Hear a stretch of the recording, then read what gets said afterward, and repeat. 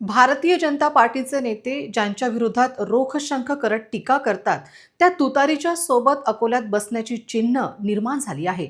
यासाठी मुंबईत प्राथमिक स्तरावरची चर्चा रंगल्याची माहिती प्राप्त झाली आहे.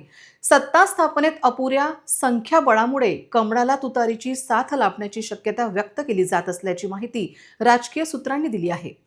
अकोला महापालिकेत भाजपला संख्यबळ अपुरे पडत असल्याने राष्ट्रवादी काँग्रेस शरद पवार गटाच्या विजयी उमेदवारांना सोबत घेण्याच्या हालचालींना वेग आल्याची माहिती आहे. अकोला महापालिकेत भाजपच्या जागा कमी होत 38 वर स्थिरावल्या आहेत.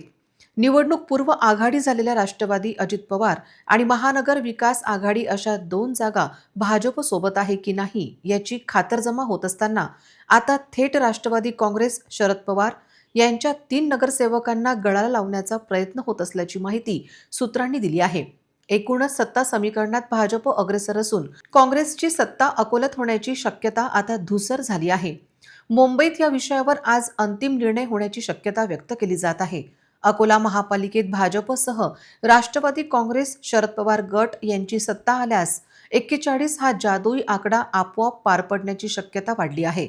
उपमहापौर हे कमी महत्वाचे पद आणि स्थायी समितीत दरवर्षी एक सदस्य असे काय ते गणित निश्चित होण्याची शक्यता व्यक्त केली जात असून त्या आधारे भाजप सत्ता स्थापनेसाठी अग्रेसर असल्याची माहिती प्राप्त झाली आहे.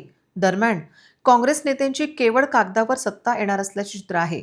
केवळ आम्ही सत्ता स्थापन करत आहोत अशा वल्गना करण्यात काँग्रेस नेते आघाडीवर असून त्यांच्यापूर्वी सत्ता समीकरणात भाजप अग्रेसर झाल्याची माहिती प्राप्त झाली असून भाजपला तुतारीची साथ मिळाल्यास काँग्रेसला मोठा धक्का मानला जाईल.